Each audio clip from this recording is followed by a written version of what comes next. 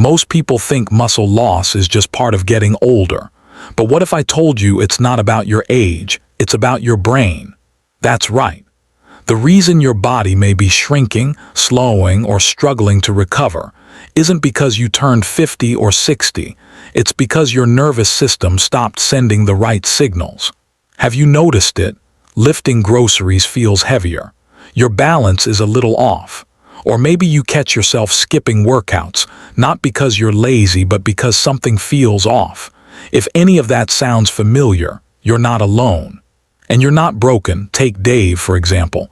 He turned 62 and still walked every morning, still carried his own bags, still called himself active. But slowly, things changed. Lifting his suitcase into the car felt harder. His posture softened, and what really bothered him? He didn't just lose muscle, he lost confidence behind it. The truth? Dave's muscles weren't failing him. His brain was. In this video, you'll discover how strength, size, and recovery all begin where you least expect. In your nervous system, we'll explore science-backed tools to reawaken those signals through training timing, breathing, intention, and recovery. You don't need to train harder. You need to train smarter, using the systems your body already has once you learn how to turn them back on. So if you're starting again, bouncing back, or just wondering why your old routine isn't working anymore, stay with me. Let's reconnect your brain and your body and rediscover what strength was meant to feel like. Let's begin. Number 1. Muscle is a messenger, how strength talks to your brain, immunity, and mood. Let me tell you about Janet. She was 68, recently retired and deeply frustrated. Her doctor had cleared her of any major illnesses, but she still felt off, tired all the time, forgetful, emotionally flat. "I think I'm just getting old," she said. But what changed her life wasn't a new pill or a new diet. It was a single set of light squats. It sounds small, but here's what most people don't realize. Muscle isn't just for movement, it's a messenger. A communicator between your brain, your immune system, and even your emotional center. When you contract muscle, especially large muscle groups, you're not just burning calories or toning your thighs. You're releasing myokines. These are small protein molecules that act like text messages sent from your muscles to the rest of your body. Some reduce systemic inflammation. Others stimulate brain plasticity. And some, like irisin and BDNF, directly influence mood, memory, and learning. So, what happened with Janet? After just a few weeks of consistent strength training, 3 sessions a week, light to moderate effort, her energy lifted. Her sleep improved. Her sense of purpose returned. Not because she suddenly became a bodybuilder, but because her muscles began talking again. Her body stopped sending out stress signals and started sending recovery signals instead. Let's break that down a little deeper. When muscle contracts, it regulates blood sugar, helping protect against insulin resistance, releases anti-inflammatory myokines, improving immune surveillance, boosts brain chemicals, especially in regions tied to learning and emotional balance. It's like strength training flips a switch, not just in your body but in your biology. And here's the big misconception. People think they need to train hard to get these benefits. But that's not true. Even modest resistance work, done regularly, is enough to trigger this cascade of biochemical conversations. Here's a simple truth to take away. Your muscles aren't just waiting to be strengthened. They're waiting to speak, but they need you to initiate the conversation. So the next time you think strength is just for athletes, remember this. Your mood, memory, and immune system are listening every time you move. And speaking of listening, your muscles also rely on your brain to guide them. Not just physically, but neurologically. Which brings us to the next part of the story, why training your brain first may be the fastest way to feel stronger. Number 2, train the brain first, neural priming for explosive strength gains. A few years ago, Mark, then 62, came to a conclusion many of us eventually face. "I'm just not as strong as I used to be," he said. He'd been working out, eating well, even lifting weights 3 times a week, but his progress had stalled. His legs felt sluggish. his grip weaker, his confidence fading. And then something changed, not in his muscles but in his mind. Mark's trainer introduced a 5-minute warm-up that didn't involve heavy weights. It was all about neural priming, short, explosive, brain-first movements designed to wake up the nervous system. Things like light jump squats, resisted band pulls, even visualizing the lift before it happened. After just 2 weeks, Mark's performance jumped. He didn't suddenly grow bigger muscles. What he did was recruit more of what he already had. And that's the secret most people never learn. Strength doesn't start in the muscle, it starts in the brain. Let me explain. Every time you perform a lift, it's your motor cortex, the part of the brain responsible for voluntary movement, that sends signals down your spinal cord. Those signals activate motor units, which are bundles of muscle fibers controlled by a single neuron. The more motor units you can recruit, and the faster you can activate them, the stronger and more explosive your movement becomes. This process is called rate coding, and it's trainable. That means even before you build bigger muscles, you can get stronger simply by teaching your brain to send clearer, faster signals. And that's where neural priming comes in. Here's how it works in real life. Before your first lift, try 2 sets of low-load explosive movements.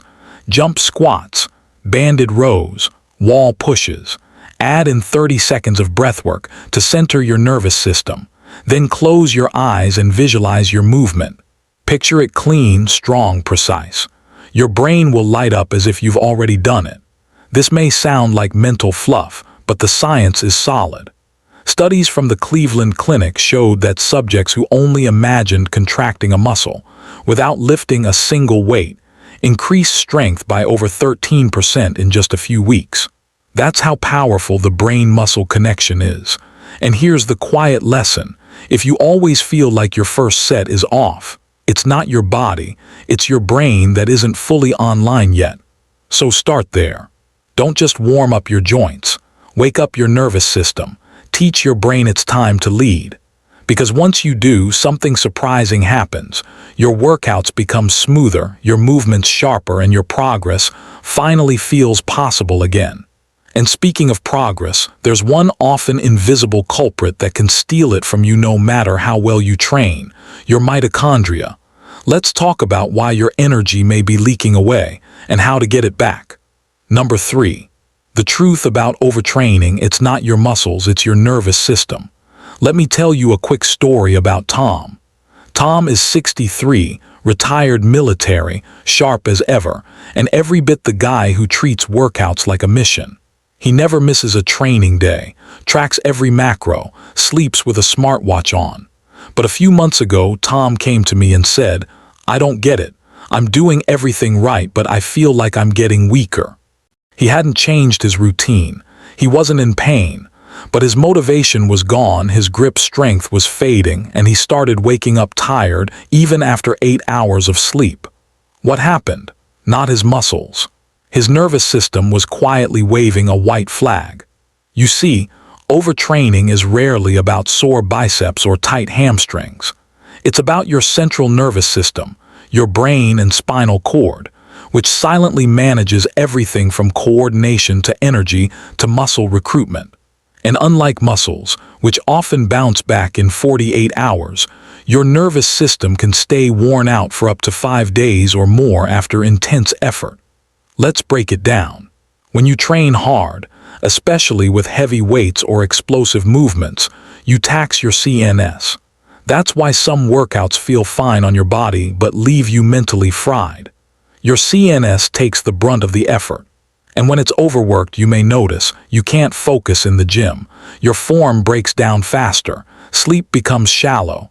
You lose motivation to train. Light weights suddenly feel heavy. These are all red flags that your nervous system, not your muscles, needs recovery. Tom's mistake: he never gave his CNS a break. He trained hard every day without a true rhythm of push and pull, effort and restoration. What did we do? We implemented a high-low model: heavy lifting or sprinting one day, high CNS demand, followed by low-intensity movement the next, Walking mobility, zone 2 cardio, low CNS demand. Within 3 weeks, his grip strength returned. His sleep deepened, his mood lifted, he hadn't gotten weaker. His nervous system had just been quietly asking for space. The lesson: muscles grow in the gym, but your nervous system, your power grid, needs quiet to recharge. If you push it without listening, it doesn't scream. It just dims the lights, slowly, quietly, until one day everything feels harder. So how do we recharge this system that does so much behind the scenes?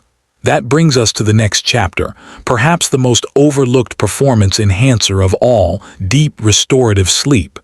And what happens there might surprise you. Number 4. The power of sleep, growth hormone, synaptic reset and recovery. Years ago, my Uncle Bill, 72 at the time, told me something that stuck with me. He said, "I don't feel old when I'm awake. I feel old when I wake up." At first I laughed, but as I thought about it, I realized, sleep isn't just rest. It's a mirror. How you feel in the morning reflects how well your body recovered overnight. And for many of us, especially past 60, that mirror starts to show cracks, not because we're aging, but because we're missing the recovery our muscles and brain are begging for. Let's talk about why. Sleep isn't just downtime.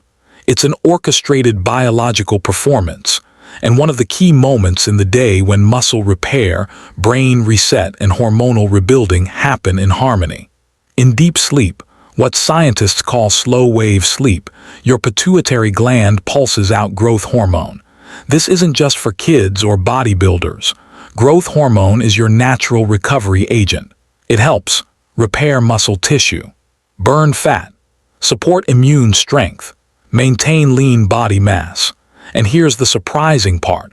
Up to 70% of your daily growth hormone is released during deep sleep, usually within the first few hours of drifting off.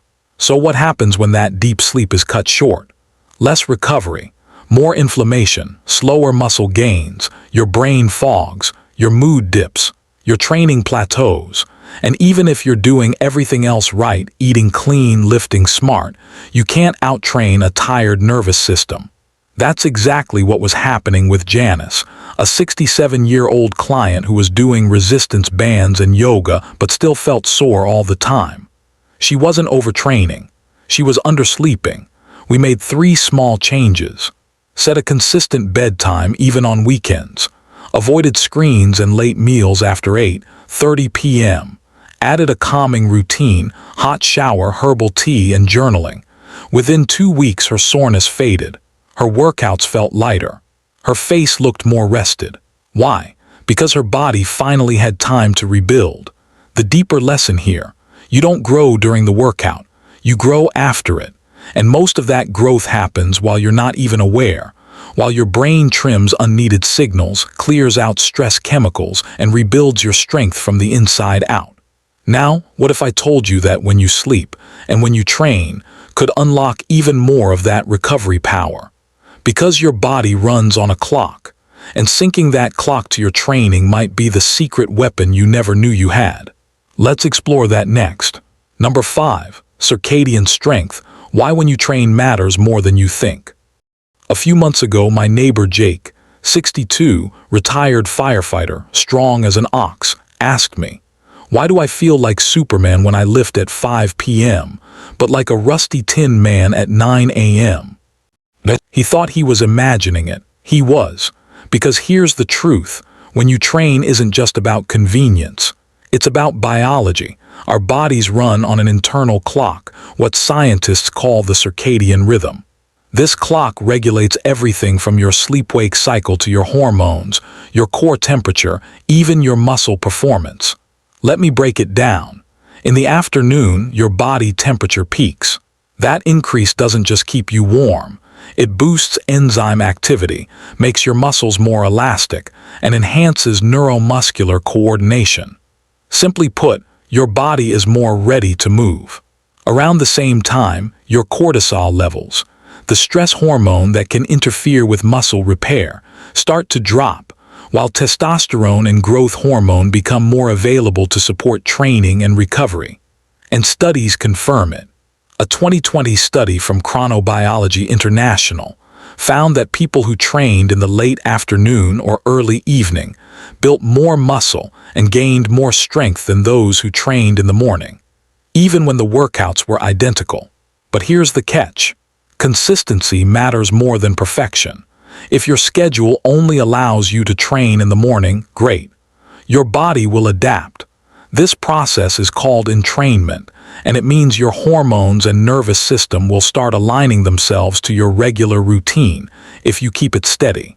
That's why Jake, once he committed to 8 a.m. sessions every day, eventually found his groove again. It wasn't the time that was broken, it was the inconsistency. Here's a small shift you can try this week. Track your energy levels for a few days. Notice when you feel mentally alert and physically strong. Try training in that window. Then stick to it, same time, 3 to 5 days a week. Your body will reward the rhythm. The lesson. Strength isn't just built in the gym. It's timed in the brain. And when you match your training to your body's natural peaks, you don't just push harder, you grow smarter. Now, speaking of pushing, let's talk about one of the most misunderstood ideas in training, going to failure. Because training hard is important, but there's a fine line between growth and burnout. Let's dive into that next. Number 6. Train to near failure, but understand the threshold. When Susan, a 58-year-old physical therapist and former marathoner, first started lifting weights, she did what most people do. She followed the advice of online videos and pushed every set to failure until she physically couldn't move the weight anymore. After 3 weeks, her joints hurt, her progress stalled, and she felt constantly drained. "Isn't this what growth is supposed to feel like?" she asked. The answer: not quite. Let's clear this up. Training to failure means you continue a set until you can't complete another rep with proper form. Training to near failure means stopping just before that, when you're within 1 to 3 reps of your maximum. And that small difference changes everything. Why? Because going all the way to failure every time overloads your nervous system, increases risk of injury and slows down recovery, especially in people over 40. In contrast, stopping just short of failure still recruits the high-threshold motor units, the ones responsible for growth, but gives your body a chance to recover and grow stronger between sessions. A 2019 meta-analysis in the Journal of Strength and Conditioning Research showed that training to near failure produced the same muscle gains as training to absolute failure, with less fatigue and lower injury risk. Here's a simple real-life check-in. At the end of your set, ask yourself, could I have done 2 more with perfect form? If the answer is yes, you're in the sweet spot. That's what Susan changed. Instead of pushing to the breaking point every workout, she learned to listen to her body and save a rep or 2 in the tank. In 8 weeks, her strength increased, her soreness dropped, and she actually looked forward to lifting again. The lesson: muscle is built through effort, not punishment. The magic happens in that tension zone, where the muscle is challenged but the system isn't overloaded. And what fuels that system? What literally signals the muscle to rebuild? Protein. But not just how much. When you eat it, what type and how often all shape the signal. Let's explore that powerful messenger in the next section. Number 7. Protein is a signal, timing, type, and threshold. John, a retired firefighter in his 60s, was no stranger to hard work. He showed up to the gym 3 times a week, lifted with good form, and even tracked his steps. But after 6 months, he pulled me aside and said, "I'm doing everything right, but my strength isn't improving and I still feel soft." So I asked, "What are you doing after your workouts?" He smiled. "Oh, I usually wait until lunch. Sometimes I'm not even hungry right away." And there it was, the missing piece. Not just protein, but the timing of it. You see, protein isn't just a nutrient, it's a signal. When you eat protein, especially complete proteins rich in leucine, you're sending a message to your muscles. Rebuild now. This is called muscle protein synthesis, the process of repairing and building new muscle fibers after training. But this process doesn't stay active all day. There's a critical window of opportunity, The first 2 hours after a workout, where your muscles are like open doors, especially sensitive to nutrients. Wait too long, and the door starts to close. The science backs it up. A study in the Journal of the International Society of Sports Nutrition found that consuming 20-40 grams of high-quality protein within 60-90 minutes post-training significantly increases muscle-building signals, particularly in older adults. But it's not just about when, it's also what. Here's the basic formula. Type: complete proteins with all 9 essential amino acids, like whey, eggs, lean meat, or plant-based blends with added leucine. Threshold: around 30 grams per meal for most older adults.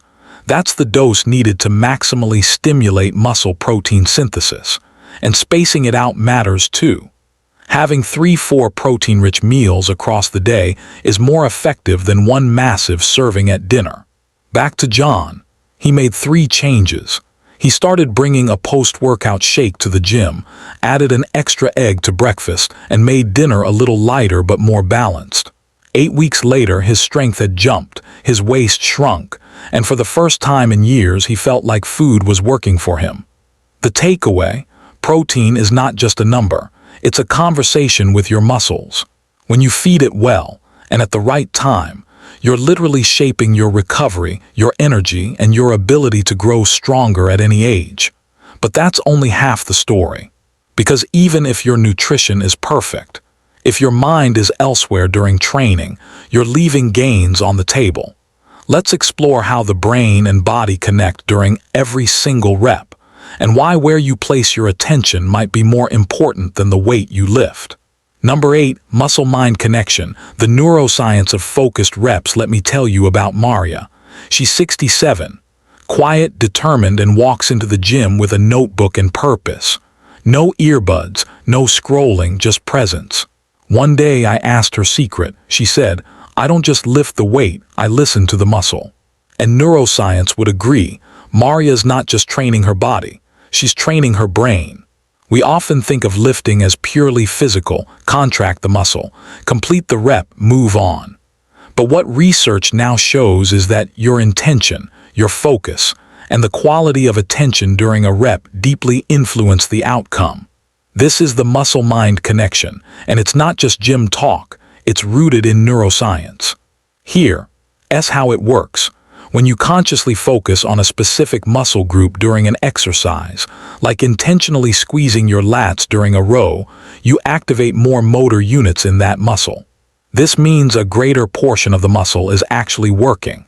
A study published in the European Journal of Sports Science found that subjects who used internal focus cues, like squeeze the biceps, achieved significantly more muscle activation, measured by EMG, than those who just went through the motion. Over time, this increased activation leads to better coordination, improved strength, and yes, more hypertrophy. Let's put it into practice. Next time you train, before the set, ask, what muscle am I targeting? During the lift, move deliberately, not just to finish the rep, but to feel the contraction. Use cues like drive through the heels or pull from the elbow. And in rest between sets, visualize. Imagine the muscle doing its job under tension. It's not about slowing down. It's about showing up with awareness. Because here's what people miss. The nervous system isn't just involved at the start of training, it guides every rep. The more attention you bring to your training, the more you reinforce that neural pathway between brain and muscle. Maria doesn't train harder than others. She trains deeper. And that's the real lesson. Attention is anabolic. Now, speaking of long-term growth, how do you keep showing up week after week without plateau or burnout? Let's talk about something most people skip entirely: how to structure your training across weeks and months, not just days. Because your brain, just like your body, needs a rhythm, and that's where we head next. Number 9, periodization for the brain, how to train long-term without burnout. There's a reason so many people start strong and then stop.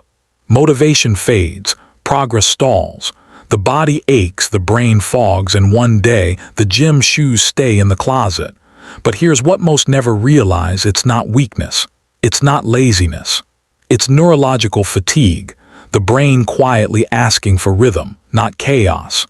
Just like your muscles need recovery, your nervous system needs structure. And that's where periodization comes in, not just for athletes, but for anyone who wants to grow stronger sustainably. Periodization is the simple yet powerful practice of cycling intensity, volume, and focus over time. But what's often missed is that the brain thrives on this rhythm even more than the body. Let me give you a real-world example. There's a retired firefighter named Ron. He's 62 now. For years, he'd go all in for 4 or 5 weeks, then crash. Back pain, sleep disruption, no motivation. We changed just one thing. Instead of pushing hard every week, we gave his brain a pattern. Week 1, 2, moderate intensity, focusing on form and control. Week 3, push harder but with fewer total sets. Week 4, active recovery, zone 2, cardio, mobility, light resistance. Repeat. The result? Fewer setbacks, better sleep, and for the first time in years, consistent progress. Why? Because the nervous system, unlike muscle, can't grind forever. It needs stimulation, not constant stress. Think of your brain like a circuit board. High loads all the time lead to short-circuiting, impaired recovery, decreased motivation, and eventually burnout. But cycling intensity lets your focus and drive replenish, not just your strength. Here's a tip to try. Map out the next 4-6 weeks. Rotate between heavy, moderate, and light weeks. Layer in new skills or movement patterns during lower load phases. This keeps your brain engaged without overloading your system. And remember, growth lives in the rhythm, not just the push. This isn't about doing less, it's about doing it smarter. Because when your nervous system feels safe, supported, and stimulated, you don't just avoid injury, you gain momentum. And that leads us perfectly to our final message. Because all of this, every cue, every rep, every meal and moment of rest, adds up to something much bigger than muscle. You're not just lifting weights, you're lifting your capacity to live with purpose. Let's wrap this journey together in the most important place of all, your mindset. Let me leave you with a story. There's a woman named Linda, 67 years old, a retired school teacher. For most of her life, she believed strength training wasn't for her. I'm too old, too stiff. That's for young people, she'd say. But then something changed. Not overnight, but gradually. She didn't just start lifting weights. She started lifting differently, with intention. Instead of chasing exhaustion, she chased alignment. Instead of grinding harder, she started listening to her body and her brain. She learned when to push, when to recover, and how to train her nervous system like a partner, not an afterthought. And something unexpected happened. Her joints stopped aching. Her balance returned. Her sleep improved. But most of all, she felt alive again, focused, confident, emotionally grounded. Not because she trained harder than ever, but because she trained smarter. That's the core message of everything we've shared today. Yes, muscle matters. But what matters more is how you build it. Not just with reps, but with rhythm. Not just with willpower, but with wisdom. Because every set you perform with awareness, every night you protect your sleep, every time you eat with purpose, you're not just changing your body. You're changing your brain. You're calming your nervous system. You're sending signals of strength, stability, and resilience to your entire life. This is not about perfection. It's about consistency with care, training with insight, recovering with intention, living with alignment. And if there's one thing I hope you take with you, it's this. You are not too late. You are not too broken. Your body is listening, and your brain is ready. So choose one thing from today's journey, just one. Apply it. Watch what happens. And if you found value here, if something clicked, subscribe, leave a comment. Let's keep building this community of thoughtful strength, where muscle meets neuroscience and discipline meets compassion. Train smarter. Recover deeper. And remember, you're not just building muscle, you're rewiring the way you live.